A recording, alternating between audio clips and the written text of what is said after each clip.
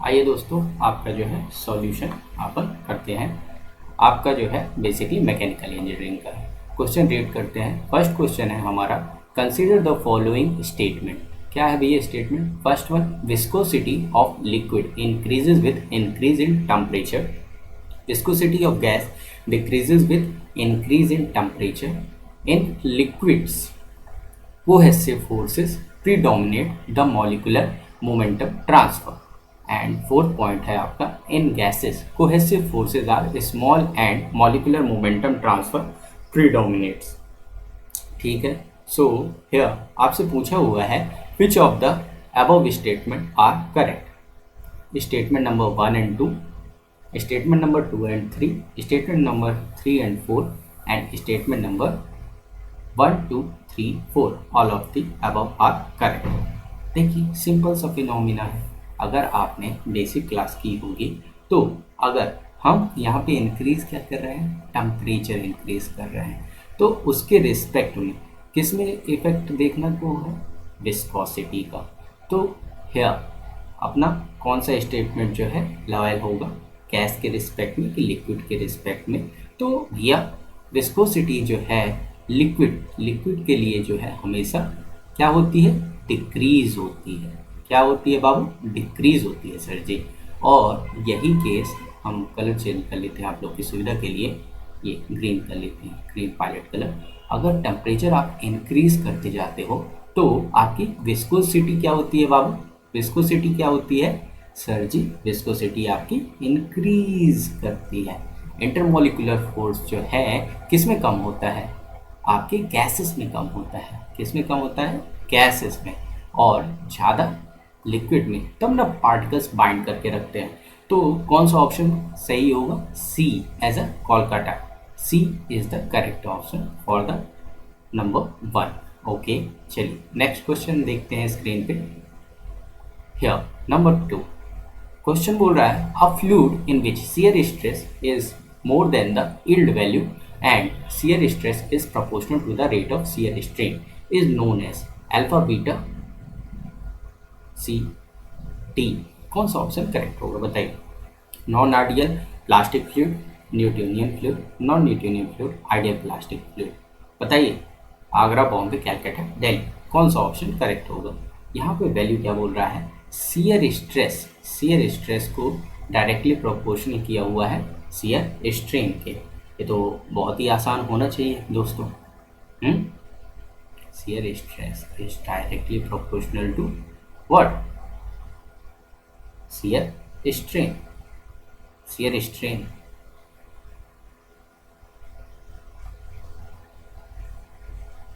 कह सकते हैं tau is equal to D over D Y. So कौन सा ऑप्शन करेक्ट होगा? अरे बच्चे जानता है बाबू ये वाला equation, Newton's law of viscosity. So हमारे ये कौन सा ऑप्शन करेक्ट होगा? यहाँ पे क्या बोल रहा है? More than, more then, more then का ऑप्शन। तो जैसे कि आप डायग्राम देख सकते हैं, आपका एक्स और वाई एक्सिस पे अगर हम प्लॉट करते हैं शियर स्ट्रेस वर्सेस आपका रेट ऑफ शियर स्ट्रेन, तो ये क्या बोल रहा है? मोर than the yield value, yield value से ज़्यादा।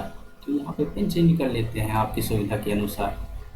ये यहाँ कहीं से आपका निकल रहा है, ये आपका यील्ड वैल्यू से ज़्यादा है।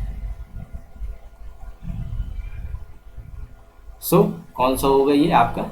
Ideal plastic fluid. D is a delta. Normal general equation क्या होती है बच्चों? जनरल इक्वेशन होती है sir tau is equal to A D over D by raise to power what N plus B. यहाँ पे आप देख सकते हैं कि आइडियल प्लास्टिक के केस के लिए बी जो है आपका नॉट इक्वल्स टू 0। ओके, क्यों? क्योंकि आपको दिया हुआ है कंडीशन। क्या दिया हुआ है sir ji condition? More than the yield value. Got it? चलिए आगे बढ़ते हैं बच्चों। नेक्स्ट आपका या क्वेश्चन नंबर 3 क्या बोल रहा है अभी? क्वेश्चन नंबर 3 आस्क है सर इसका सिंपल सा, how to horizontal plates are placed in 1.25 centimetre apart, दोनों आसपास रखे हुए हैं horizontally, the space between them being filled with an oil of viscosity 15 poises. What is the shear stress in the oil if the upper plate is moved with a velocity of 2.5 metre per second? चलिए भैया, इसमें क्या आपको लग रहा है क्या होना चाहिए? सिंपल है, देख लीजिए डाटा, देख लीजिए आप, यहाँ पे डिस्टेंस दिया हुआ है 15 पॉइंट्स, विस्कोसिटी दी हुई है और आपको जो है यहाँ पे डी यू दिया हुआ है 2.5 मीटर पर सेकेंड। आपको simple Newton's law of viscosity calculate करना है। एनएलवी के लिए क्या होता है? सिंपल सा अगर फॉर्मूला देखना चाहें तो सिंपल सा फॉर्मूला क्या होता है सर जी? सर अभी ही तो पढ़ता है, tau is equal to mu times D U over D Y, यही ना बताएं सर जी? तो यहाँ पे आपको वैल्यू पुट ऑन करना है, बहुत ही सिंपल है। क्या हो जाएगा बाबू बताइए? बताइए, यहाँ पे सब कुछ तो दिया हुआ है आपको परोस के, चलिए पुट ऑन कर दीजिए। पॉइज में दिया हुआ है 15 पॉइज, तो इसको चेंज कर देंगे किस में? आपका पास्कल सेकेंड में, divided by 10, 1.5 into 2.5 metre per second, 2.5 metre per second divided over the last आपका सेंटीमीटर में दिया हुआ है, तो इसको आप मीटर में कन्वर्ट कर लेंगे 1.25 डिवाइडेड बाय 100। तो फाइनल आंसर आपका क्या आ जाएगा? वेलोसिटी की वैल्यू क्या आ जाएगी? सर 300 के सर ने कैलकुलेट किया हुआ है बच्चों, इसलिए got this? Very much sir, very much, so simple, alpha beta delta. So आपका कौन सा है option? Option number C, Charlie is the correct one. आइए नेक्स्ट क्वेश्चन करते हैं। नेक्स्ट क्वेश्चन में आपको क्या दिया हुआ है? Here what is the capillary rise in a glass tube of 2 mm diameter when immersed vertically in mercury. Take surface tension of mercury, आपको 0.52 न्यूटन पर मीटर लेना है, और Sg मरकरी का 13.6 दिया हुआ है, और सबसे ब्यूटीफुल चीज़ दी हुई है यहाँ पे एंगल की वैल्यू, थीटा की वैल्यू, कैपिलरी राइज। एक क्वेश्चन तो इसका डन ही रहता है, क्यों? फॉर्मूला बेस्ड क्वेश्चन होते हैं, इसलिए। चलिए कैपिलरी राइज का फॉर्मूला जल्दी बताना मुझे, क्या होता है? अरे सर आपका कैपिलरी राइज कर रहे हैं ग्लास ट्यूब में, तो इसका फॉर्मूला बच्चा जानता है, पता हो ना? तो सिग्मा इज इक्वल टू लिख लें कि हाइट के फॉर्म में लिख लेते हैं? चल, बच्चों को जो है हाइट के फॉर्म में याद रहता है, तो हम यहाँ पे हाइट फॉर्म में यूटिलाइज करेंगे, ठीक है? आप लोग के लिए तो कुछ तो करना बनता है ना। तो कैपिलरी राइज होता है आपका हाइटेड फॉर्म में, H is equal to 4 sigma cos theta divided over the rho G D. अब यहाँ पे आपको जो है एक फ़ायदा हो गया, हर एक जो है हेड किस में दिया हुआ है? मरकरी कॉलम में, तो यहाँ पे चेंजेस की ज़्यादा आपको ज़रूरत नहीं पड़ेगी, ठीक है? यहाँ पे आपको चेंजेस की ज़रूरत नहीं पड़ेगी, क्यों? लिक्विड तो सेम ही है ना, मरकरी ही यूज़ हो रहा है। चलिए पुट ऑन करते हैं। 4 टाइम्स सिग्मा की वैल्यू आपको न्यूटन पर मीटर में दी हुई है 0.52 into cos 130 degree standard divided over दी 13.6 रो जी 9.81 और डी की वैल्यू क्या हो जाएगी? यहाँ पे दिया हुआ है 2 mm, तो इसको मीटर में कन्वर्ट कर दो बाबू, 2 × 10⁻³ अब ESE है और कैलकुलेटर अलाउड नहीं है, तो कैलकुलेटेड गैसिंग करेंगे तो आपका जो है सिंपल सा आंसर आ जाएगा। क्या आ जाएगा बाबू? ये हमेशा निगेटिव होता है, किसके केस में? यहाँ पे मेनिस्कस आपने देखा होगा ना, मेनिस्कस अगर कैपिलरी राइज का केस है,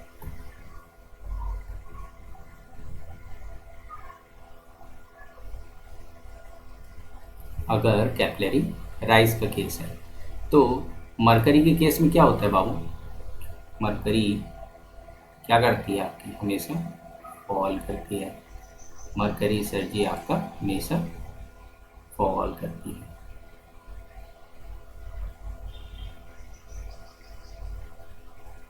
ठीक है, ये आपका फॉल करती है, मेनिस्कस आपको ये रहता है। ओके, तो इसकी फाइनल वैल्यू आपकी आएगी 0.5।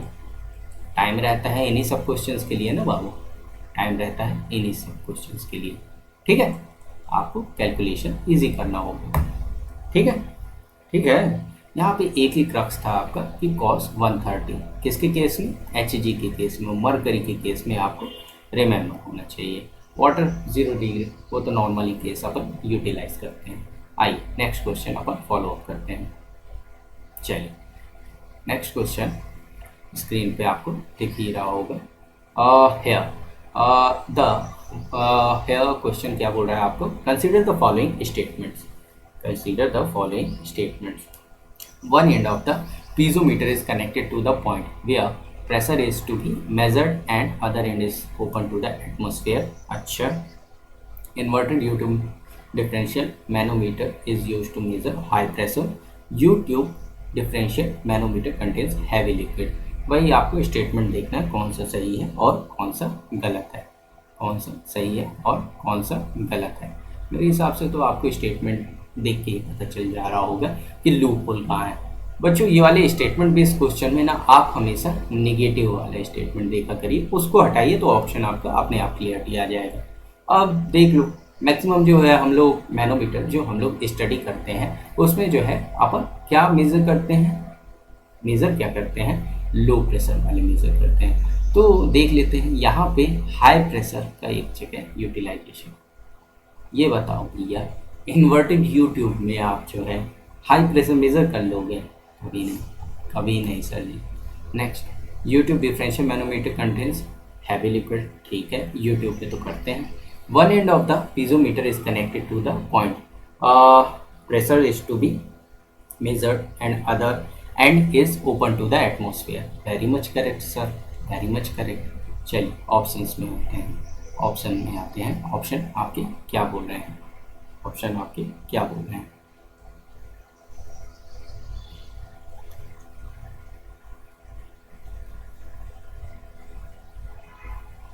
अल्फा नंबर 1 2, आपका option number B Bombay is to correct. चलिए आगे बढ़ते हैं, थोड़ा स्पीड में बनाए रखेंगे क्योंकि पेपर जो है हम लोग दे चुके हैं, यहाँ पे रिवीजन कोर्स चल रहा है। चलिए आइए नेक्स्ट क्वेश्चन में चलते हैं। A circular opening 3 metre diameter in a vertical side और tank is closed by a disc of 3 metre अच्छा diameter which can rotate about a horizontal dia. What is the force on disc is head of water above the horizontal diameter 5 metre. अच्छा बाबू यहाँ पे लटका दिए, क्या बोल रहा है, एक सर्कुलर ओपनिंग है, सर्कुलर ओपनिंग एक टैंक की, किसकी, एक टैंक की।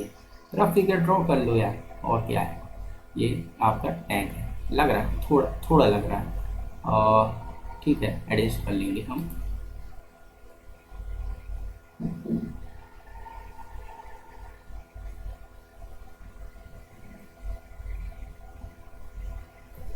चलो चलो बाबू,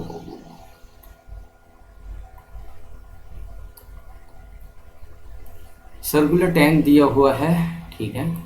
आपको क्या बोल रहा है, 3 मीटर डायमीटर, डायमीटर इसका कितना दिया हुआ है, 3 मीटर। आपको सिंपली डायमीटर 3 मीटर दिया हुआ है। आपको दिया हुआ है closed by a disc of 3 metre diameter which can rotate about a horizontal dia. अच्छा आपका हॉरिजॉन्टल डाया दिया हुआ है कितना, 3 metre. What is the force on the disc if the head of the water above the horizontal dia is 5 meter? Total आपको कितना height दिया हुआ है, टोटल वाटर टैंक भरा हुआ है, ठीक है। टोटल हाइट दिया हुआ है आपको कितना, 5 मीटर। आपको निकालना कितना है, 3 मीटर से डिस्क का ये वाला horizontal dia, 3 metre horizontal dia, ठीक है, एक सर्कुलर टैंक से। सिंपल है सर जी, क्या हो जाएगा, प्रेशर फोर्स के बारे में पढ़े हैं, प्रेशर फोर्स एफ पी क्या होता है, रो जी ए एक्स बार, रो जी ए एक्स बार। जानते हो कि नहीं एक्स बार क्या होगा? वही ना आपका, वही क्या आपका टोटल हाइट, हॉरिजॉन्टल ले रहे हैं ना क्या, हॉरिजॉन्टल फोर्स। आधी जनता ये सोच रही होगी सर ये भी 3 आएगा एक्स बार की वैल्यू। नहीं बाबू, हॉरिजॉन्टल में ना आपका प्रोजेक्टेड एरिया होता है, प्रोजेक्टेड एरिया होता है किसके अलोंग, अलोंग द विड्थ। ठीक है, क्लियरिटी है, बिल्कुल है कॉन्सेप्ट की। तो रो जी एक्स बार अब है यहाँ पे क्या, पानी ही है, पानी ही है, तो 9810 रो जी की वैल्यू हो गई। एरिया आपका क्या हो जाएगा, आपका छोटा सा डायमीटर पाई/4 times D square into X bar sir ji pi. तो आपका जो है मोटा मोटी कैलकुलेशन आपका पहुंचेगा option number D is a dell. ठीक है, आप बोल रहे होगे कैलकुलेशन है, अरे भैया गेस्टेड ऑफिसर भी तो बनना है, तो थोड़ा बहुत तो कैलकुलेशन कर सकते हो ना, थोड़ी बहुत तो कर सकते हैं। बिल्कुल सर, कुर्बानी तो कौन देगा, देश का काम कौन करेगा, हम करेंगे। देश का काम कौन करेगा, हम ना करेंगे। चलिए नेक्स्ट क्वेश्चन पे आते हैं। आपको जो है स्टेटमेंट बेस्ड वाले क्वेश्चन है। चलिए क्या बोल रहा है question, consider the following statement regarding the dynamics of fluid flow. Pitot tube is a device used to measure rate of flow of fluid through a pipe. अच्छा, orifice meter is a device used for measuring velocity of flow at any point in a pipe. Venturi meter consists of a converging part, through and diverging part. कौन सा option correct होगा बताइए, ए B C D. आप जो है statement ही देख लीजिए, option देखने की जरूरत ही नहीं पड़ेगी। अब यहाँ पे प्रिंसिपल देख लीजिए, प्रिंसिपल देख लीजिए।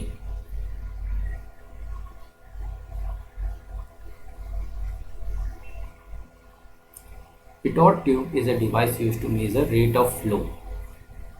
अरे भैया पिटोट ट्यूब कब से रेट ऑफ फ्लो मापने लगी बाबू? हाँ, पिटोट ट्यूब का काम क्या है? पिटोट ट्यूब आपकी क्या करती है, पिटोट ट्यूब आपकी क्या करती है, मेजर करती है velocity of flow, velocity of flow measure करती है। ठीक है, नेक्स्ट ऑरिफिस, ऑरिफिस मीटर क्या करता है आपका, बताओ भैया, ऑरिफिस मीटर क्या करता है? सर जी ये फ्लूइड को फ्लो होने देता है ना, फ्लो होता है ना, तो फ्लो ऑफ फ्लूइड मेजर करता है। मतलब ये दोनों तो मर गए। Next venturimeter consist of converging part, throat and diverging. होता है तो बाबू कौन सा ऑप्शन करेक्ट होगा, 1 2 हटा दो, 1 2 हटा दो, option number C Calcutta is the right one. बहुत आसान होते हैं इसमें, नेगेटिव आपको बता रहे हैं, नेगेटिव ढूंढ लिए ना, आपको जो है ऑप्शन से ही काट दोगे, ये बहुत सिंपल। नेक्स्ट एट्थ वन क्या बोल रहा है, what is the pressure gradient per metre width of the laminar flow of oil with a maximum velocity of 2 meter per second between two horizontal parallel fixed plate which are 100 mm apart। यहाँ पे dynamic viscosity 2.5 दिया हुआ है। अच्छा भैया यहाँ पे flow क्या बोल रहा है, फिक्स्ड पैरेलल प्लेट्स के बीच का है ना, देख लेना यहाँ पे फिक्स्ड पैरेलल प्लेट के बीच का फ्लो आपको कंसीडर करना है ना, और आपको यू मैक्स की वैल्यू निकालनी है। किसकी निकालनी है बाबू वैल्यू, यू मैक्स की। यू मैक्स की वैल्यू कैसे निकलेगी सर जी, यू मैक्स ये कलर तो हमें नहीं दिख रहा है, आप लोग को कैसे विजिबल होगा, शार्प में जाते हैं। चलो यू मैक्स देख रहे हो क्या होता है आपका फॉर्मूला, याद होना चाहिए। हमारे गुरुजी लोग कहते हैं फॉर्मूला याद होना चाहिए। ये आपका EAC मेमोरी बेस है, एकदम पूरा मेमोरी बेस होना चाहिए। यहाँ पे आप टी का स्क्वायर ले लो, ठीक है। आपका पैरेलल प्लेट्स के बीच में आप क्या देख रहे हैं, वो देख रहे हैं पैराबोलिक टाइप का ये डायग्राम बनता है। ये आपकी हाइट टी, ठीक है। चलिए पुट ऑन करते हैं, तो यहाँ पे आपने को गिवन क्या क्या है, डाटा गिवन है, यूमैक्स की वैल्यू 2 दिया हुआ है आपको, is equal to 1/8 mu newton second पर मीटर स्क्वायर। 2.5 डायरेक्टली यूटिलाइज कर सकते हैं, multiplied with del P by del X into into 0.1, ठीक है। कैलकुलेशन पार्ट आप स्किप भी कर सकते हैं जल्दी से, 2x में आप देख सकते हैं वीडियो, कोई इशू नहीं। आपको बस ये रिवाम्प होना चाहिए, इसलिए ये क्लासेस लगाई जा रही हैं। चलिए, del P by del X आपकी फाइनल वैल्यू क्या आ जाएगी? इजी कैलकुलेशन है, इजी पीजी, 4000 न्यूटन पर मीटर स्क्वायर पर metre. So option number A is the right one, A is the right one. अभी तक जर्नी कैसी लगी? चलिए, कुछ तो नया देखें, कुछ तो नया देखें, उपलब्धता इस चीज़ की होनी चाहिए। चलिए हम लोग सीखते हैं। नेक्स्ट 9th नंबर क्वेश्चन क्या बोल रहा है आपका? Following statement regarding the dynamic of the fluid flow, dynamic of the fluid flow से रिलेटेड है आपका। सिंपल से इसमें स्टेटमेंट बेस्ड क्वेश्चन है, आपको स्टेटमेंट पढ़ना है और नेगेटिव वाला खोजना है, बहुत आसान होते हैं। चलिए आइए स्टेटमेंट आपका पढ़ते हैं। फर्स्ट नंबर स्टेटमेंट आपका क्या दिया हुआ है? Kinetic energy correction factor is defined as the ratio of kinetic energy of the flow पर second based on actual velocity to kinetic energy of flow per second based on average velocity.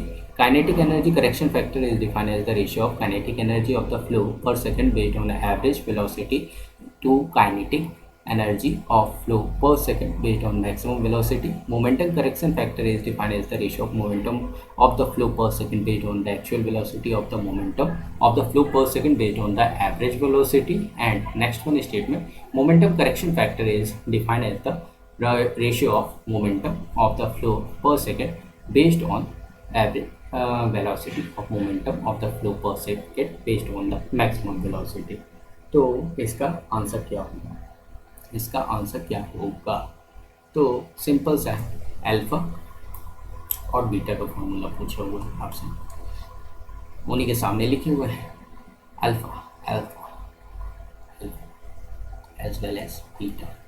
Kinetic energy correction factor is defined as the ratio of kinetic energy of flow per second based on actual velocity to kinetic energy of flow based on average, actual by average velocity के term में actual by average। Minimum एक ही wording से आप जो है question को ज़्यादा time तक रिमेंबर कर सकते हैं। ये चीट कोड्स जो है आपको खुद के ही बनाने पड़ेंगे, या क्योंकि कोई बता रहा है तो वो रिमेंबर हो जाए, तो उससे बेनिफिट है ना, उससे बेनिफिट है ना, आपको कम वर्क करना पड़ेगा। Next, momentum correction factor, momentum में बात कर रहा है आपका रेशियो ऑफ मोमेंटम फ्लो पर second based on the actual velocity to average, actual और एवरेज तो दोनों में ही, ठीक है। क्लियरिटी आई? तो ऑप्शन कौन सा करेक्ट होगा? अरे सर यही बता दिए, दोनों की डेफिनेशन से हिट हो गया ना ये क्वेश्चन, हिट हो गया ना बाबू। चलिए नेक्स्ट आते हैं यहाँ पर, जल्दी आइए जल्दी, ये क्वेश्चन में तो समय ही नहीं लगना चाहिए, स्टेटमेंट वाले क्वेश्चन में फ्री भी होते हैं, फ्री बी आप ही के लिए होते हैं, देखो हमारो। चल न्यूमेरिकल तो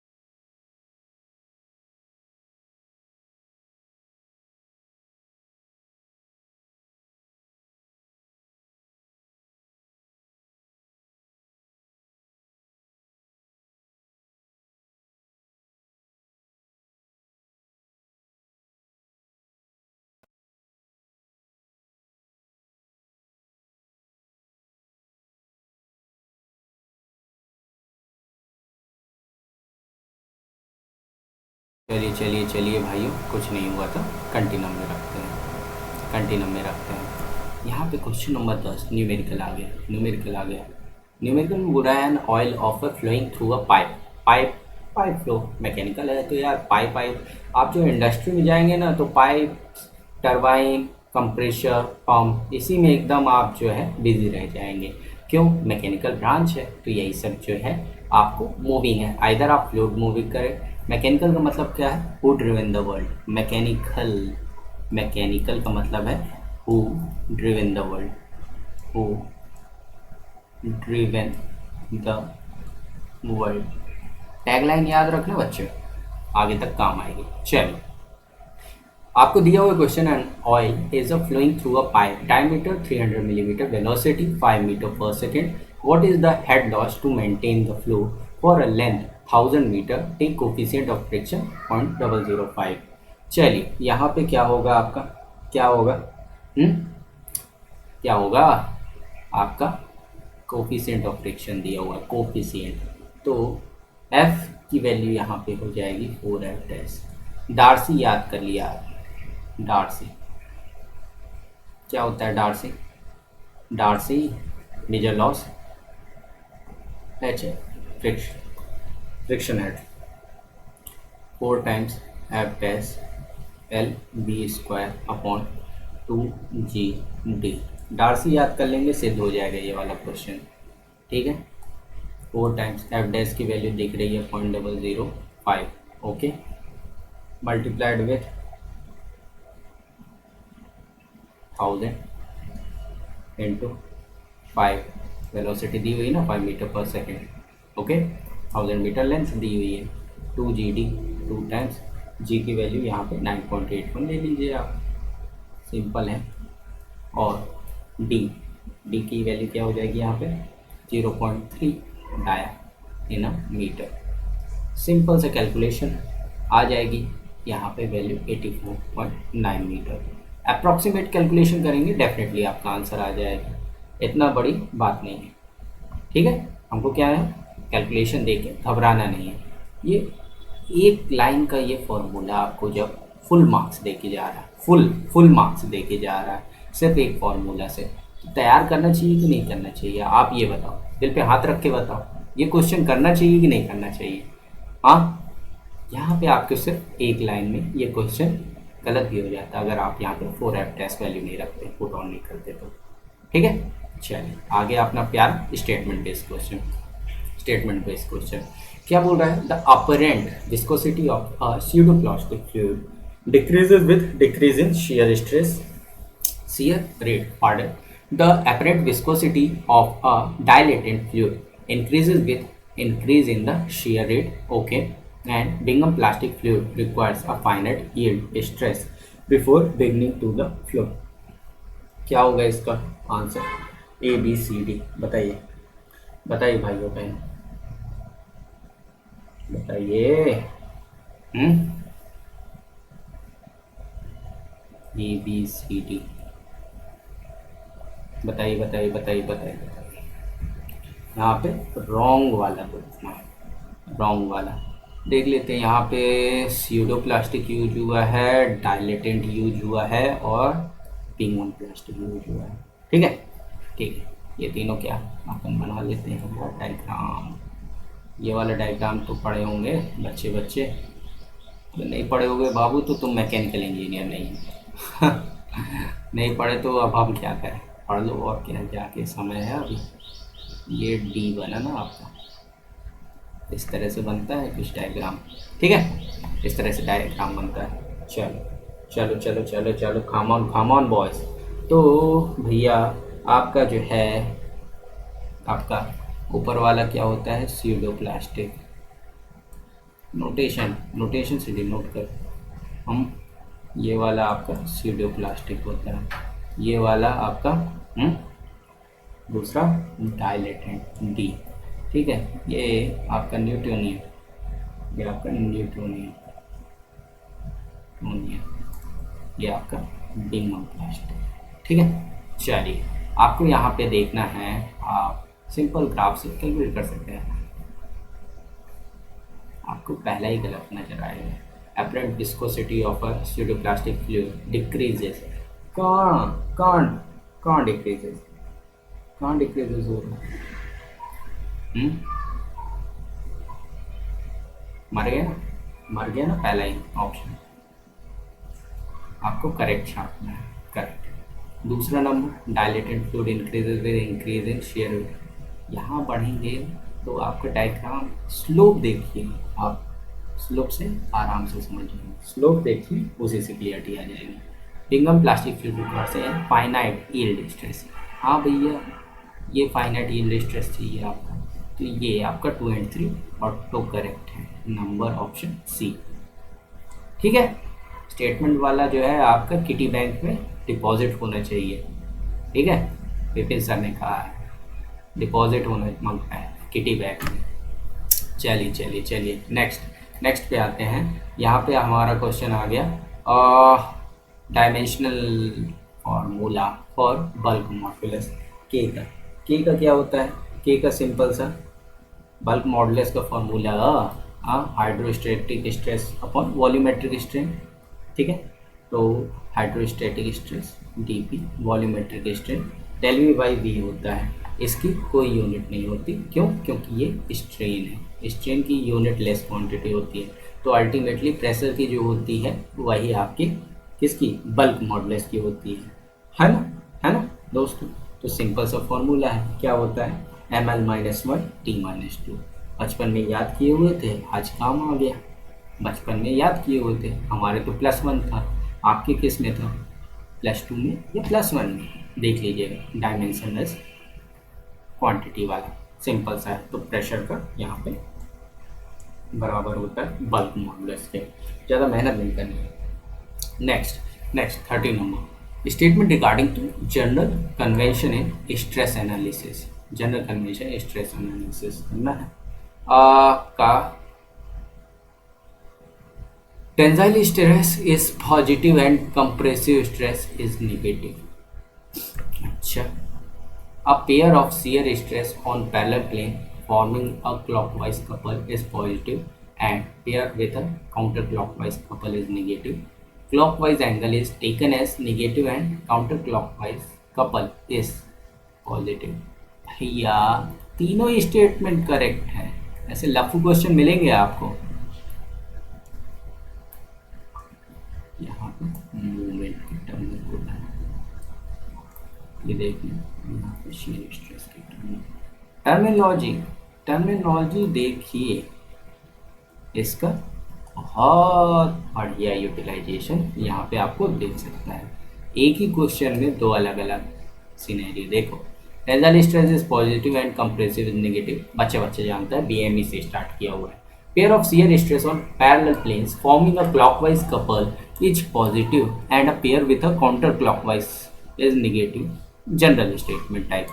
clockwise angle is taken as negative, किसमें? कपल के केस में। Counter clockwise is positive. So alpha beta gamma आपका यहाँ पे option number D is the correct one, daily is the correct one. Next आपका प्रिंसिपल ऑफ सुपरपोजिशन देखना है। Principal of superposition क्या होता है? चलिए आइए देखते हैं, आपका दिया हुआ है The principle of superposition states that if a body is acted upon by a number of loads on various segment of body, then the net effect on the body is the sum of the effect caused by each of the load acting independently on the respective segment of the body. Next statement, the superposition principle applies to all parameters like stress, strain and deflection. The superposition principle is applicable to materials with non-linear stress-strain characteristic which do not follow Hooke's law. बताओ भैया दादा कौन सा होगा आपका option? बहुत सरल है। आपको सर ने स्टार्टिंग में क्या बोला था? नेगेटिव वाला ढूंढ लेना, नेगेटिव वाला। मैं बोलता हूँ 1 2 याद नहीं है आपको। हुक्स लॉ पता है। Superposition principle is applicable to material with, अरे लीनियर का केस पढ़े हैं, यहाँ पे नॉन लीनियर कहाँ से आ गया? 3 हटाओ ऑप्शन से, बाकी सब अपने आप सही होगा। जॉइंट क्वेश्चन को ऐसे किया जाता है, ठीक है। 2-3 स्टेटमेंट आपको ऑटोमेटिकली सही लगेंगे। The superposition principle applies the all parameter like stress, strain and deflection. और पहला statement simply principle of superposition state that if a body is acted upon a number of load on various segment of body, then net effect of the body is the sum of effect of each of the load acting independently on the respective segment of body। Clarity है? Clarity है। चलिए next question 15th में आते हैं। क्या बोल रहा है आपका, rail are laid such that they have no stresses at 24 degree Celsius. Rail, अरे पटरियों को रेल बोलते हैं बाबू, पटरियों को रेल बोलते हैं, रेलगाड़ी जिस पे चलती है चैनल, ठीक है। What is the stress of rail at 80 degree Celsius. अरे permitted elongation thermal allowance for expansion, assume coefficient of linear expansion 11 into 10 raised to power minus 6 per degree Celsius, Young's modulus of rail 205 gigapascal। अच्छा, आपको पता है क्या होता है आपका thermal stress, आपका alpha delta T E, alpha delta T E पता है फॉर्मूला, भाषा में हो गया क्वेश्चन इतने में ही। चलिए 11 into 10 raise to power minus 6 times delta T 80 minus 24, जल्दी बताइए। ई आपका कितना हो जाएगा 205 इंटू 10 रेज टू पावर 3। चलिए चलिए चलिए चलिए क्या हो जाएगा आपका फाइनल वैल्यू, क्या आ जाएगा 126.28 मेगा पास्कल एमपी में आपने लाया। ये आंसर सरल है ना, बहुत बहुत ज़्यादा, हाथ से ज़्यादा सर। स्टेटमेंट आ गया ना, फ्री वाले क्वेश्चन। चलिए चलिए चलिए When a body is acted upon by pure shear stress on two perpendicular planes, the plane inclined at 45 degree are subjected to, क्या होगा यहाँ पे जो है ये क्वेश्चन में अभी एस्ट्रिक लगा लीजिएगा। क्यों? क्योंकि यार इसका जो है दो ऑप्शन करेक्ट नज़र आ रहे हैं मुझे। पढ़ देते हैं statement. Tensile stress of magnitude equal to the that of shear stress, a compressive stress of magnitude equal to that of shear stress, torsional stress of magnitude equal to that of shear stress, a bending stress of magnitude equal to that of shear stress। तो यह आपका जो है क्या नहीं दिया हुआ है, सेंस ऑफ स्ट्रेस। क्या नहीं दिया हुआ है यहाँ पे, सेंस ऑफ स्ट्रेस। ये दे देता तो काम बन जाता, ये ना देने के कारण आपका जो है दो ऑप्शन करेक्ट नजर आ रहा है, alpha as well as beta. 45 degree, ठीक है, इसका कंडीशन प्योर शियर है, ठीक है। याद है कि नहीं, अपन को सब बिसर गए हैं। कुछ नहीं बिसरे हैं गुरुजी, आप कंटिन्यूम में रहिए, हम आपके साथ हैं। हम यही चाहते हैं बाबू, हम यही चाहते हैं कि आप हमारे साथ ही रहें, ठीक। चलिए, a piece of material is subjected to a same to perpendicular tensile stress 100 megapascal is what is direct stress। Direct stress पूछा, क्या होगा, क्या होगा डायरेक्ट स्ट्रेस, टेंसाइल स्ट्रेस जितना होगा वही ना डायरेक्ट स्ट्रेस होगा।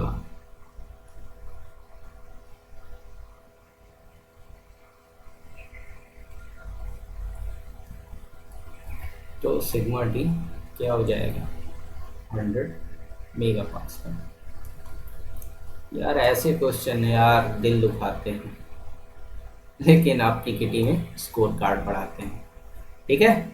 जेंटलमैन क्वेश्चन लाइक करो, ऐसे क्वेश्चन में कोताही नहीं बरतना है, फ्री भी लेके चलना है, क्योंकि ये क्या है बाबू, ESE पॉजिटिव, पॉजिटिव पे फोकस रखना है। किस पे, positive pay, positive pay, negative तो अपने आप हो जाएंगे, पॉजिटिव पे फोकस रखो।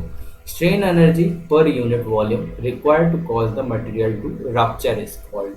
अच्छा, modulus of toughness, rigidity, resilience and proof resilience. देखो ऑप्शन एक ही करेक्ट होगा, लेकिन कॉन्सेप्चुअल क्लियरिटी होनी चाहिए, कॉन्सेप्ट आपको क्लियर होने चाहिए with diagram, with diagram, with diagram, ठीक है।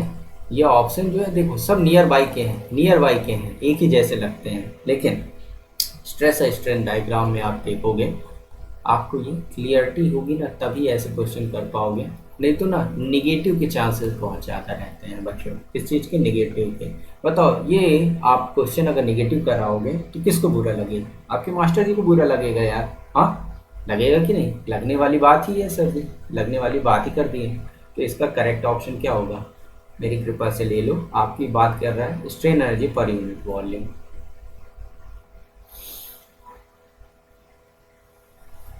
Modulus of modulus of modulus of toughness, modulus of toughness, mod mod. चलिए आइए नेक्स्ट क्वेश्चन आपका। Consider the following statement regarding buckling concept. मजा आ रहा है कि नहीं? मजा आ रहा है कि नहीं? बिल्कुल सर जी आ रहा है। तो ठोको महाकाल के आशीर्वाद से लाइक शेयर एंड सब्सक्राइब, है ना। चलिए आगे बढ़ते हैं। नेक्स्ट आपका क्या बोल रहा है question? Regarding the buckling concept, buckling can occur when the induced stress are compressive, such as in a column. अच्छा, buckling analysis uses the Young's modulus of material and the moment of inertia of column cross section as well as its length. The load that buckle the column is called the crushing load. मैंने आपको बताया statement में negative वाला छांटो आप हमेशा, negative वाला छांटो। ये बताओ क्रशिंग आपका किस में होता है? क्रशिंग लोड जो है बकल कर सकता है कभी? क्रशिंग लोड कर सकता है बकल? बताओ यार, भैया बकल कर रहा है तो बकल लोड आना चाहिए ना। कहाँ से ले आए आप क्रशिंग लोड? 1 2 करे तो ऑटो कॉल लेट करो, एक छांट लो, अपने आप जो है आपका अगला पूरे सब सही हो जाएंगे। ठीक है, इजी पीजी। आगे बढ़े जेंटलमैन छात्रों। चलो नेक्स्ट 20 पे जल्दी करना है अपने को क्योंकि पेपर हो चुका है, अगले की तैयारी है। Consider the following statement regarding the theory of failure. Theory of failure के बारे में है। Maximum principal strain theory is known as Saint Venant theory. Maximum shear strain energy theory is known as Mises Hencky की theory. Maximum strain energy theory is known as Guest Tresca's theory. तो आपको ये easy PG आ जाएगा। एमपीएसटी क्या होता है? Saint Venant. Maximum strain energy theory Haigh's theory होती है। मैक्सिमम शियर स्ट्रेस थ्योरी आपकी गैस्टर-ट्रेस्कास थ्योरी होती है। सो अकॉर्डिंग टू दैट आपका 1 and 2 are correct, 1 and 2 are correct. Maximum strain energy theory आपकी हिग्स से होती है। एमएसएसटी आपकी क्या होती है? Maximum shear stress theory गैस्टर-ट्रेस्कास theory होती है। ये तो यार theory of failure with scientist finger toes पे होना चाहिए। 5 है, पाँचों के पाँचों विथ आपका डायग्राम एंड आपके रिलेशन के साथ। यहाँ पे गलती नहीं हो सकती है। ये 5 स्टार है भैया, यहाँ पे गलती की गुंजाइश नहीं है। रेगुलर इंटरवल में धड़ाधड़ आप जो है पास्ट ईयर के क्वेश्चन पेपर देख लीजिए। हाँ, खून जैसा बहाया हुआ है ये क्वेश्चंस में। थ्योरी ऑफ फेलियर टॉपिक वही है, टॉपिक कहीं अलग से उठ के नहीं आ जाता है। बस ये है कि हमें प्रेपरेशन आँख खोल कर करनी है। ठीक है, चलिए बतौलेबाजी कम दिया करो सब। चलिए here consider the following statement regarding beam. Beam width one and fixed and other and simply supported are known as prog cantilever. Beam supported at more than 2 sections are known as fixed beam. Beam with one end fixed and the other end free are known as cantilever beam. चलिए कौन सा option correct होगा? A B C. देखिए बहुत easy PG question है यार। इसमें हमने क्या बोला है? निगेटिव ढूंढ लिया करिए आप, निगेटिव ढूंढ लीजिए करिए। निगेटिव इसमें क्या है ये बताओ? फिक्स्ड बीम आपका जो है मोर देन 2 सपोर्ट, ये कहलाएगी कभी फिक्स्ड बीम? मर गया ना, दो एलिमिनेट कर दो, 1 and 3 right. B Bombay is the correct one. Negative ढूंढा करो भाई, निगेटिव। अब यार हमारा लक अच्छा था ना यार। हमने ढूंढ लिया। आपका लक आप जानो, आप अपना लक जो है मेहनत से कैसे बना रहे हो। चलो आगे आगे आगे आगे। Next 22, consider the following statement regarding the effective length of column. Effective length of column के बारे में बात की हुई है। The effective length is the distance between the point of inflection in the deformed shape of the column, which is referred to as elastic curve. At the inflection point, the moment does not change sign, and the member is not expected to resist any moment. At the transition point, the curvature is changed, and it is called a very important quantum flexure point. Simple सा है, आपको ढूंढना है।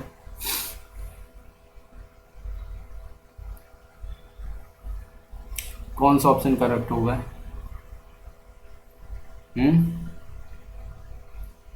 1 and 3 are correct, 2 is to be incorrect। Option number यहाँ पे B is the right one होगा आपका। क्या बोल रहा है देख लेते हैं statement. The effective length is distance between the point of inflection in the deformed shape of the column which is refer to elastic curve. बिल्कुल सही की बात कर रहा है, बिल्कुल सही बात कर रहा है। At the inflection point the moment does not change. अरे भैया डज नॉट काहे को चेंज करता है ना, साइन चेंज करता है। At the transition point the curvature is change and it is called a contraflexion. सही बात है, सही बात है, 2 पॉजिटिव साइड इसमें।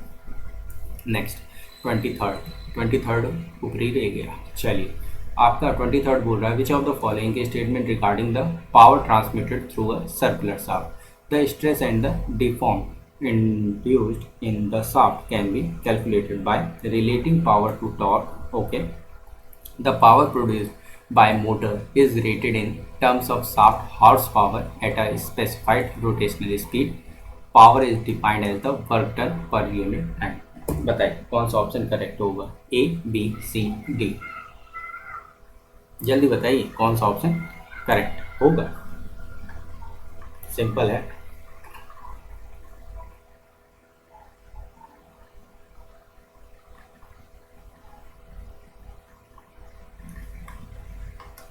कौन सा ऑप्शन करेक्ट होगा?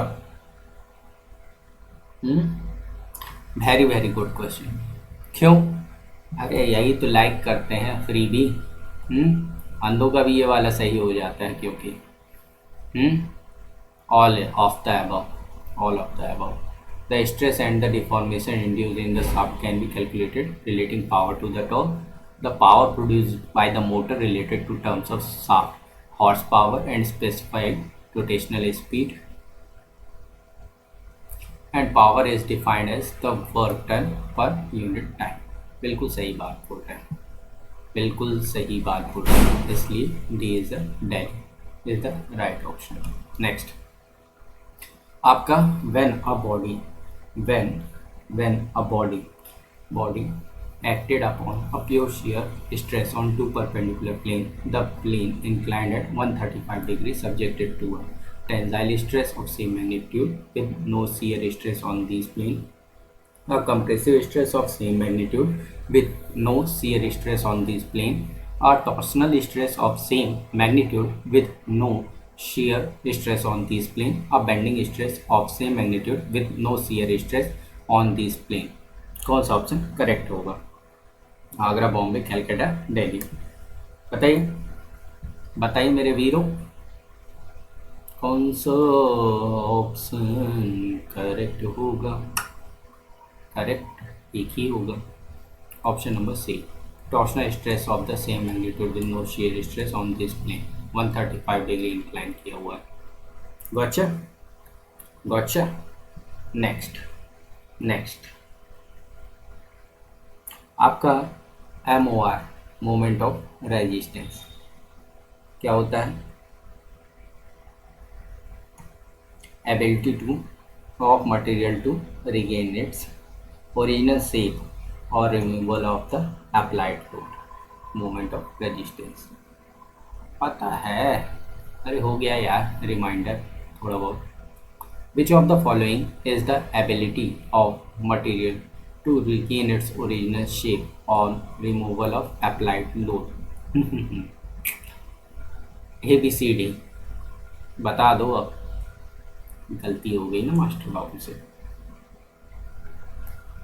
मोर, मोमेंट ऑफ रेजिलियंस, शब्दों का खेल है बाबू। किसका? शब्दों का, वर्ड्स का। आइए नेक्स्ट पे आते हैं। Which one of the following property is not not not extensive, intensive, extensive, independent of mass, depends on mass। यहाँ पे क्या बोला हुआ है सबसे बड़ी चीज? Not, not, not extensive property, मतलब तीन तो हैं एक्सटेंसिव, एक नहीं है, एक जो है क्या है, इंटेंसिव है। तो यहाँ पे क्या हो जाएगा बाबू? Option number D, temperature, temperature independent of mass. ठीक है, बाकी तीनों क्या है आपकी? Enthalpy, enthalpy U plus P V volume, volume rho V, energy M C delta T.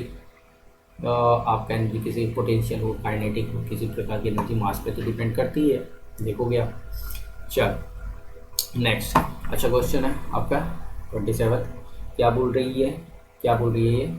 Two cylinder vessel 2 meter cube each are interconnected through a pipe with a valve between. Initially, the valve is closed and one vessel has 20 kg air, while 4 kg of air is there in second vessel. Assume the system to be at 27 degrees Celsius temperature initially and perfectly insulated. What is the final pressure in the vessel after the valve is opened to attain the equilibrium?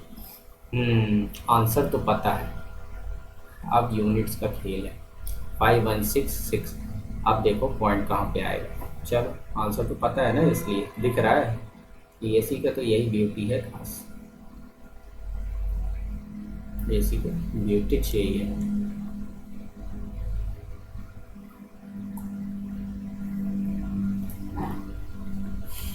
चलिए चलिए चलिए,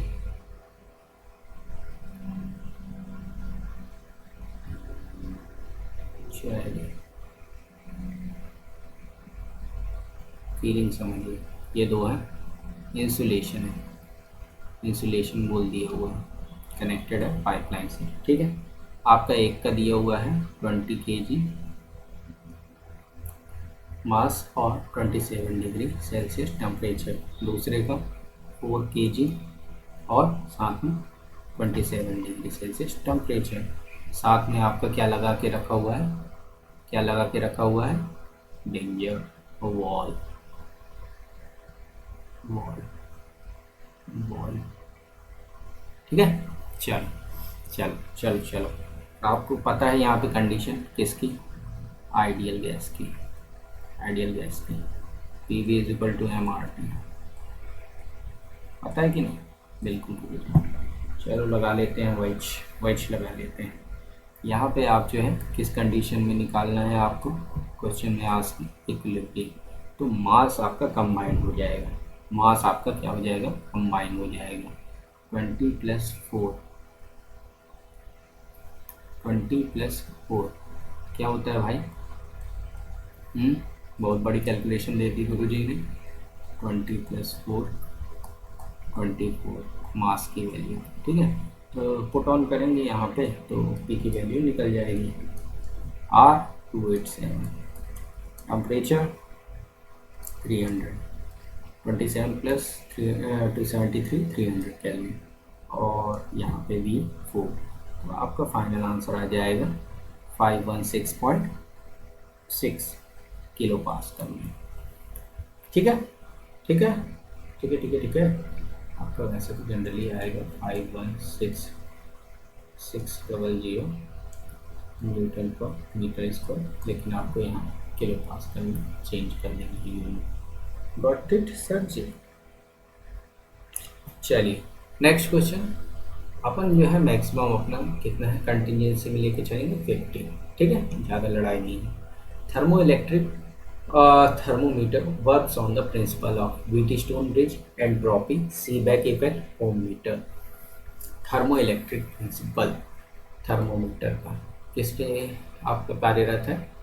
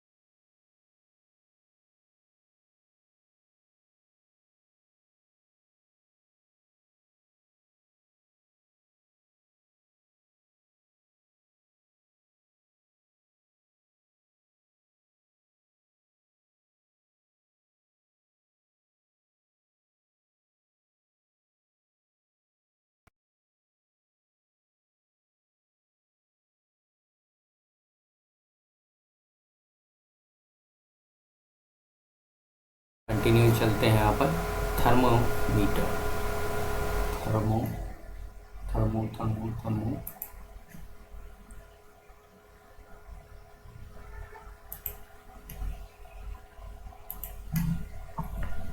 किस पे चलते हैं अपन? Thermometer पे। तो किस पे वर्क करता है? सीबेक इफेक्ट पे। किस में गुरुजी? सीबेक इफेक्ट पे थर्मोमीटर वर्क करता है। इसी का उल्टा क्या होता है? Peltier effect. पेल्टियर इफेक्ट याद है ना दोस्त? डिसिमिलर मटेरियल वगैरह थे, अपन जो है ईएमएफ इंड्यूस करते हैं। एक में ईएमएफ इंड्यूस होता है और दूसरे में ईएमएफ प्रोड्यूस होता है। सीबेक और पेल्टियर इफेक्ट याद रखना बाबू, ठीक है। चलिए आगे बढ़ते हैं। Isentropic expansion efficiency is expressed as expansion. Expansion करा रहे हो, एक्सपेंशन करा रहे हो तो क्या हो जाएगा? सिंपल सा, बहुत ही ज़्यादा सिंपल, आपका एक्चुअल बाय आइडियल। बाकी देखा जाएगा एक्सपेंशन में actual by ideal. A by I expansion, CIAEAI याद रखो, ये मास्टर जी का चीट कोड है। CIA, अरे भैया ये काउंटर इंटेलिजेंस अमेरिका की नहीं है। आपका जो है एक्सपेंशन एंड कंप्रेशन दो फिनोमिना होते हैं। तो actual by ideal, ideal by actual का केस होता है। तो यहाँ पे अपने को क्या देखना है? एक्सपेंशन देखना है। तो गुरुजी ने EAI बताया हुआ है। तो actual work in expansion divided by ideal work in expansion. Free का marks, free free free free free free. चलिए नेक्स्ट अपन गुजरते हैं। क्या क्वेश्चन बोल रहा है?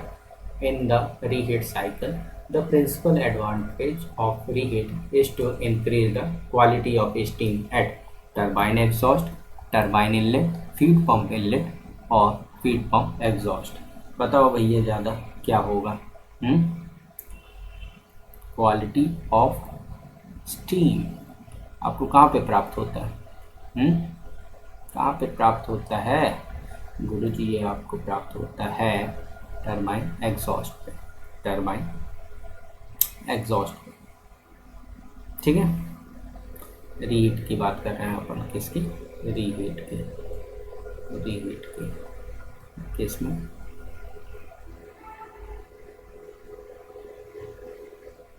रैंकाइन साइकिल बना लेना है आपको, डोम से क्लियर हो जाएगा बड़े आराम से। चल, consider the Rankine cycle efficiency. Efficiency is improved in the following ways: by reducing the heat addition in the boiler, by increasing the steam turbine expansion work, by reducing the heat pump work. अच्छा भैया यहाँ पे क्या करना है? Improve करना है। देखो भैया मैंने तो पावर प्लांट में काम किया हुआ है, तो मेजर चंक आपका जो है एनर्जी कंज्यूम करता है फीड पंप, ठीक है। By reducing the heat addition in boiler, अच्छा, increasing the steam turbine expansion work. आप यार सिंपल सा एफिशिएंसी का फॉर्मूला यार अगर आपको होगा, heat rejected by heat supply, यहाँ से आप चेक कैरी फॉरवर्ड करोगे तो आपको ऑप्शन नज़र आने लगेंगे, ऑप्शन नज़र आने लगेंगे। Reducing heat addition in boiler कभी भी आपका एफिशिएंसी इम्प्रूव कर सकती है। बताओ भैया, कभी नहीं, वहीं से मर गया ना, दम तोड़ दिया ना पहला। दूसरा, तीसरा, सर जी ने स्टेटमेंट वाले क्वेश्चन में क्या बोला है, निगेटिव वाला, जो आपका फॉलो अप नहीं करता है उसको ढूंढो, बड़े आसानी से ये क्वेश्चन हो जाते हैं। चलिए next, what is the actual pressure of air in the tank if the pressure of compressed air measured by manometer is 30 centimeter of mercury and atmospheric pressure is 101 kilopascal. Take G 9.78 meter per second square and density of mercury at room temperature as 13550 kg per meter cube. यहाँ पे आपको क्या calculate करना है, actual pressure measure करना है। Actual pressure क्या होता है, अरे यार एटमॉस्फेरिक प्लस गेज, ठीक है। आपका एटमॉस्फेरिक कितना, 101 इंटू 10³ नॉर्मली दिया हुआ है। ये आपने से कुछ नहीं लिख रहे हैं अभी भी, मास्टर बियॉन्ड इट, ठीक है। आपका गेज क्या हो जाएगा, रो जी एच, रो क्या है 13350, जी की वैल्यू 9.78 क्योंकि गिवन है। एच क्या हो जाएगा 30 सेंटीमीटर, सेंटीमीटर में लिखेंगे नहीं, मीटर में लिखेंगे। फाइनल वैल्यू क्या आ जाएगी 14075.7। ठीक है यार, कैलकुलेशन कराना चाहता है, बंदे की इच्छा है, दिल का अरमां है, क्या है, करके दे दो ना यार, हाँ करके दे दो 140.76 किलो पास्कल। देखो फिगर तो आपको पता है, किलो में आना है कि गीगा में आना है, आपको यही ये एक जो है आइडियल कैंडिडेट निकाल देगा आसानी से, बच जाएगा स्मार्ट कैंडिडेट, ठीक है। चलो फास्ट ट्रैक करते हैं। The equation of 2D study conduction without heat sources. अब मैं बोलता हूँ 1D 2D 3D है क्या, डायरेक्शन। ये लेमन लैंग्वेज में जो जानता होगा वो आसानी से वाला क्वेश्चन कर देगा। अब देखो ऑप्शंस देखो, ABCD कंडक्शन का दे रहा है विदाउट हीट सोर्स के, क्या हो जाएगा option number B, del square T by del x square plus del square T by del y square is equal to 0। जल्दी बढ़ रहे हैं, ठीक है, क्योंकि आपने को निफ्टी 50 पहुंचना है। Which of the following expression is correct about the relation Grashof Prandtl and Rayleigh number. क्या हो जाएगा भैया, क्या हो जाएगा, जल्दी बताओ, अल्फा बीटा गामा थीटा, कौन सा ऑप्शन करेक्ट होगा गुरुजी? रेले नंबर होता है Grashof into Prandtl, option number A is the correct, ठीक है, बहुत सिंपल रिलेशन है और क्या। अब यहाँ next order of magnitude of analysis of the free convection boundary layer equation will indicate a general criteria for determining whether free convection effect dominate. The criteria is that when Grashof upon Reynolds का square less than 10, Grashof upon Reynolds का square is equal to 10, Grashof upon Reynolds का square more than 10, Grashof upon Reynolds का square more than 10, free and force convection की बात कर रहा है। बताओ बाबू, अरे sir ji, Grashof upon Reynold less than more than 10, इसमें अपोजिट होता है, Grashof upon Reynold square less than 10। A free वाला होता है कन्वेक्शन, खून में घुस जाना चाहिए ये, और फर्स्ट वाला होता है आपका, फर्स्ट वाला कौन सा होता है फ्री, सेकंड वाला आपका होता है, सेकंड वाला होता है आपका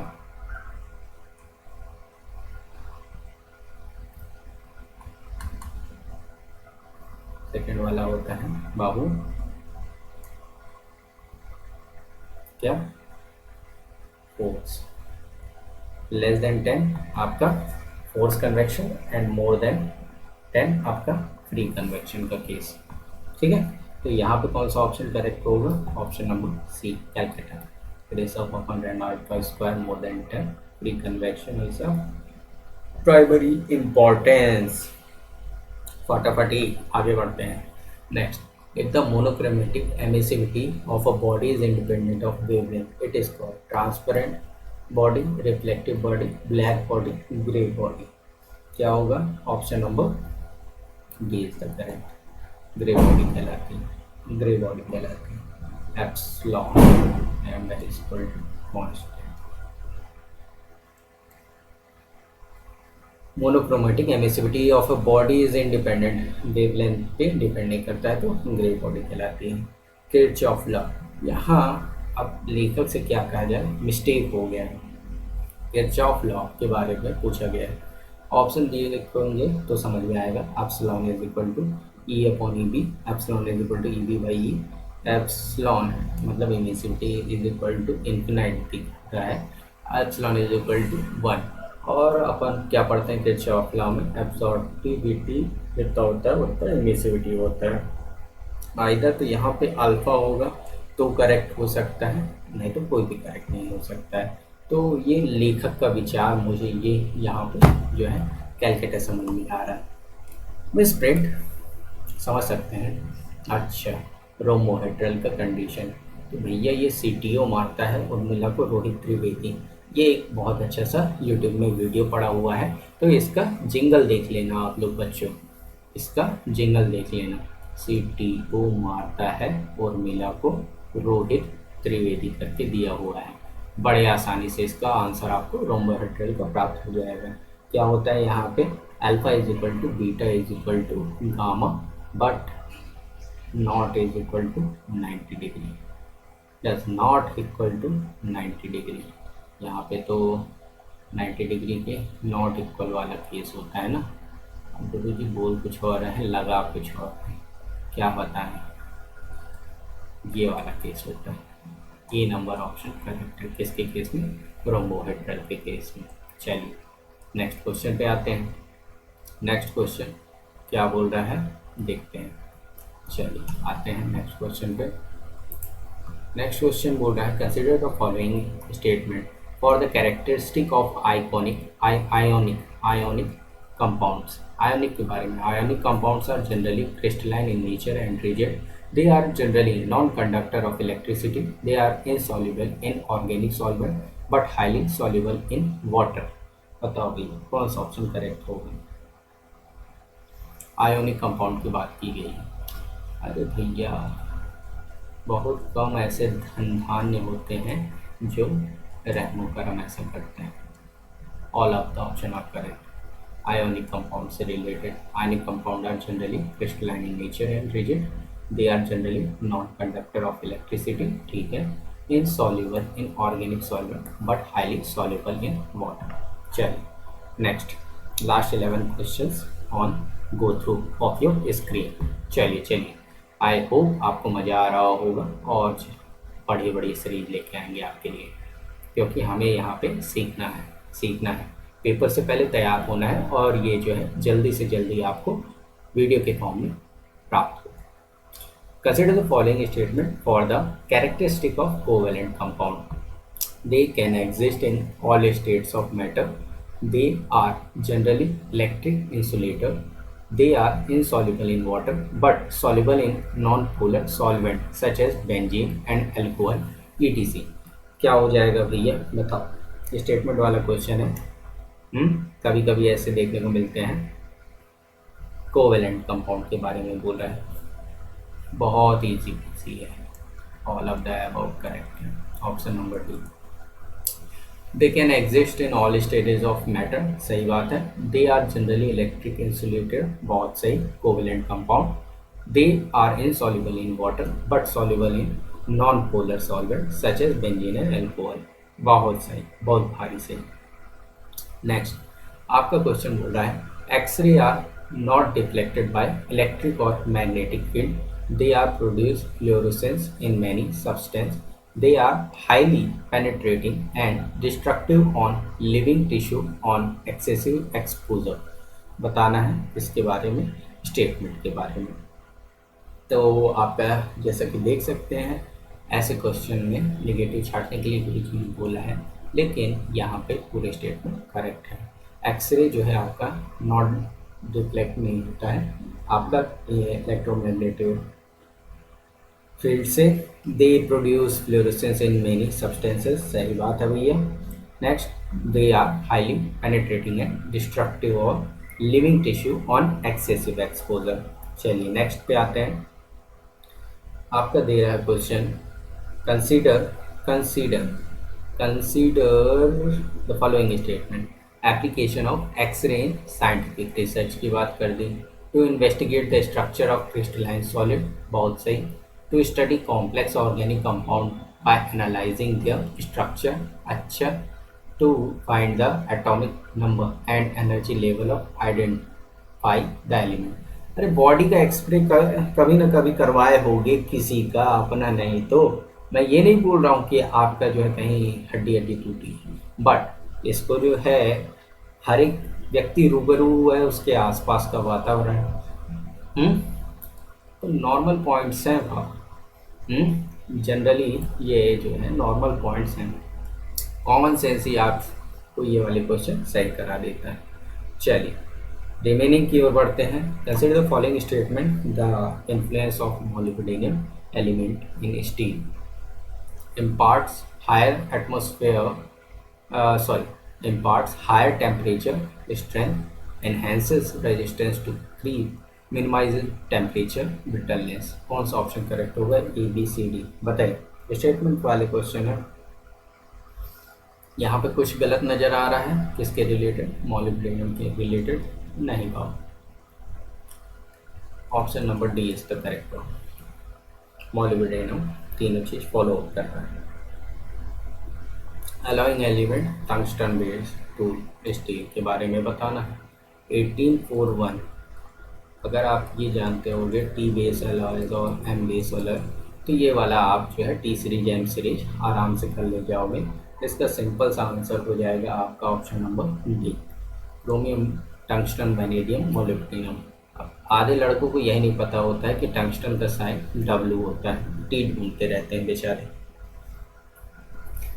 कंसिडर द फॉलोइंग डिसएडवांटेज। यहाँ पे क्या पूछ रहा है? डिसएडवांटेज LAUE मेथड का, ठीक है।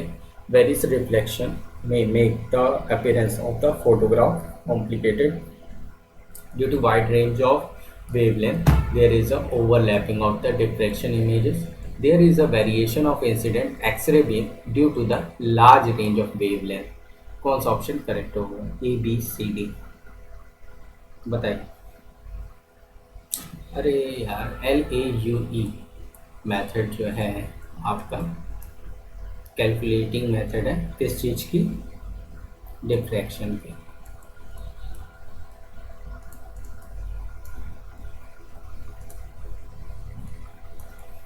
तो आप यहाँ से स्टेटमेंट ऑटो पायलट मोड में डालिए और तीनों ही ऑप्शन को ब्लू टिक करके आगे बढ़ जाइए। Remaining 5 questions on your screen. चलिए, optical pyrometer works based on the principle of radiation. Pyrometer high temperature measure करने के लिए अपन यूज़ करते हैं, हाई टेम्परेचर, ठीक है। Consider the following common defects in steel due to heat treatment: warping, oxidation, quenching, crack। बताइए बाबू, इसका option कौन सा होगा? A B C D. Heat treatment HT की बात कर रहा है। Heat treatment, quenching, cracks, oxidation तो समझ में आ गया। वार्पिंग क्या होता है आपका? वार्पिंग होता है बाबू डिस्टॉर्शन। तो हीट ट्रीटमेंट से रिलेटेड ही है। ये तीनों इफेक्ट कहाँ पे देखे जा सकते हैं? ये आपके हीट ट्रीटमेंट के दौरान। बिल्कुल सही। Remaining 3 question payroll on your screen. Let's come to solve these. Consider the following condition to be fulfilled before a PM powder metallurgy product can be made. It must be possible to form a continuously bonded matrix. The metal in the powder form must be able to respond to solid phase welding. The powder in which the basic material are available must be sufficiently close packing under pressure. So इसका correct कौन सा होगा? Option A, B, C, D. PM से related है आपका powder metallurgy. Option देखिए, B option correct होगा इसका। It must be possible to form a continuous bonded matrix, बिल्कुल सही। पीएम के regarding powder form must be able to respond the solid phase building, क्या बात है। Powder in which basic material are available must be sufficiently close packing under a pressure. Next, CIP वगैरह पढ़ते हैं ना आप, बस बड़े आराम से करेंगे इसको। Next, remaining 2 questions on your display. Here, consider the following statement regarding the mechanical property of metal. The phenomena leading to fracture under repeated stresses having a maximum value less than the ultimate strength of material is called creep. A time temperature parameter used to predict stress rupture due to creep is called Larsen-Miller parameter. Time dependent deformation of a material when subjected to a constant load or stress is called fatigue. तो कौन सा option correct होगा आपका? Option number B, option number B बॉम्ब भी correct होगा। तो correct है, बाकी दो रिमेनिंग के बाद तो रहने ही दो। आपका लार्सन मिलर एक्सपेरिमेंट किसके लिए करते हैं? बेसिकली क्रीप फिनोमिना को स्टडी करने के लिए। Last but not the least, today's last part 1 EAC 2024 का रिमेनिंग सीरीज भी बहुत जल्द आएगी। Keep waiting on this platform. चलिए लास्ट क्वेश्चन रीड आउट करते हैं। स्टेटमेंट वाला फंस गया। आपका बोल रहा है consider the following statement regarding mechanical properties of metal. Mechanical properties of metal के बारे में है। The process of atom moving over each other during the permanent deformation of metal is called slip. An empirical equation that relates the strength of a metal to its grain size is known as Hall patch relation. The ability of some metal to deform plastically by 1000-2000% at high temperature and low loading rate is called superplasticity. तो कौन सा option correct होगा? A, B, C, D बताओ। Very important ट्यूरो statement correct है। फिर से reading करते हैं। The process of atom moving over each other during the permanent deformation of material is called slip, बिल्कुल सही बोल रहा है। Empirical equation that relate the strength of metal to its grain size is known as Hall Petch relation. The ability of some